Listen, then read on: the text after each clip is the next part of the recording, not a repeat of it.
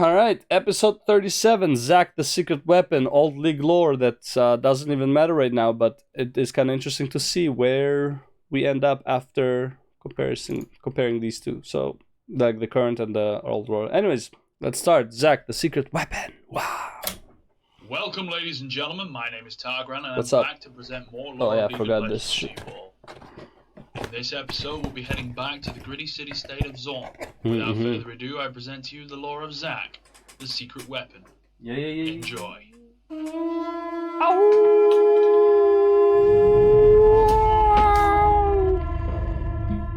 I love that sound.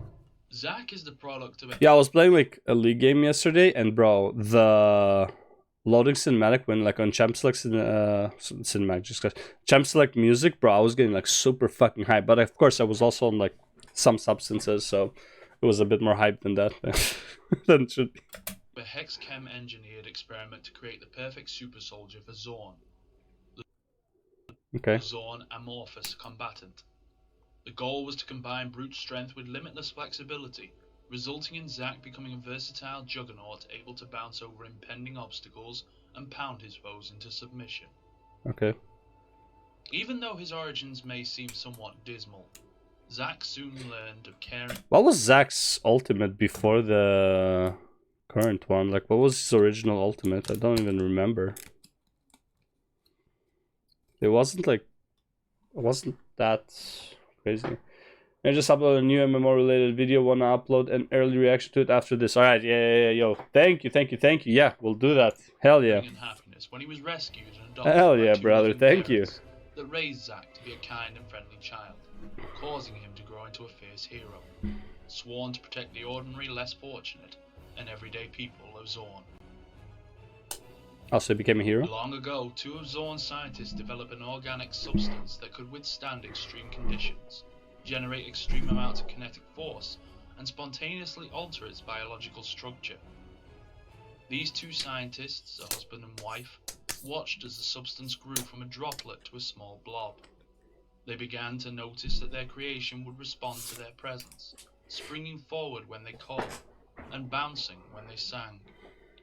They began to see more than an experiment. They began to see similarities of a small child, filled with affection and joy. Understood. So Zack is just a misunderstood. Like, he looks mean and evil, but like Zack is like he's a good innocent child. That's cool. After an evening of testing, yeah, he just looks evil, but apparently he's a nice guy. Into a cage, only to see that their creation was slouching and shuddering in the corner, and inconsolably feeling sad. It was at that moment that the couple realized their beloved creation wished for a free life outside of the confinements of the laboratory. Their conscience was struck, and they could not bring themselves to allow their creation to be used as a weapon. Okay. The scientists fled. Even so let me guess. I'm gonna guess the future. They're gonna die, and he would seek revenge and join the Institute of War. The blob, replacing its weapon designation, Zorn amorphous combatant, with a proper name, Zack. It was in a quiet neighborhood far away from the city of Zorn that the two scientists raised Zack as their own offspring. It's kind of weird, but okay. He was always noticeably different from other children. With his powers of strength and flexibility, his parents had to teach him right from wrong and about using his gifts responsibly. Yeah. It was because of this care and affection from his parents that Zack lived a peaceful, happy childhood.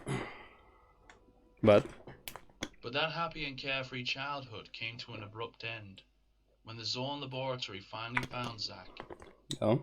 Having been unable to replicate the original formula that was used to create the amorphous prototype, the staff at the laboratory over the years had never stopped searching for the scientists and their experiment.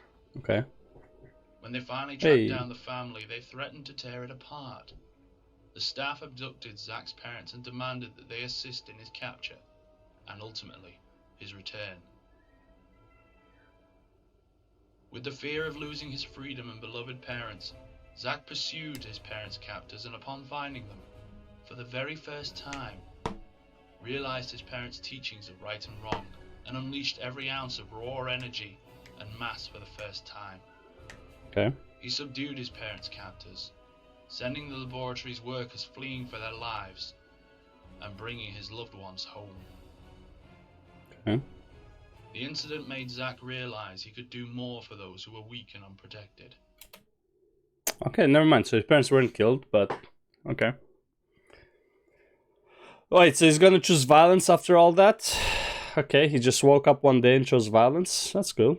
From that moment, he vowed to defend all ordinary lives threatened by extraordinary treachery and wickedness. Please tell me he joined. Bro, you do not join the Institute of War to defend lives, man. That makes no fucking sense. It's not how it works. Originally built to destroy, Zack now protects the innocent and helpless by fighting on the fields of justice against such malice threats. And that's... What if he's on the aggressor side? What if he's summoned to be on the aggressor side? How is he protecting? That is so, like, dude, like, I can't, man. Like, some of these stories just make absolutely no sense.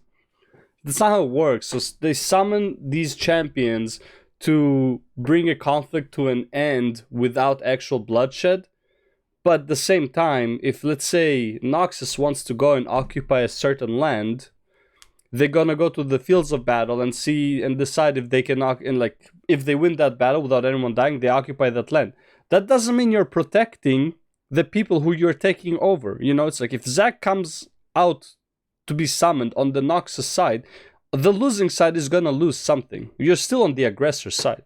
You're not protecting people. What? That's so weird, man. What a weird fuck. That's a weird story. I like it. It's not his fault that the story is weird, but it's like, holy hell, man. Jesus. So dumb. Yeah, they were clearly running out of ideas for their champions. It's like the story is fine and all, but it's like his reason to be in the fields of battle is weird. I would still go with the revenge plot. It's just so much safer. It just makes more sense. Anyways, that's the video. That was Zack. Not so secret weapon.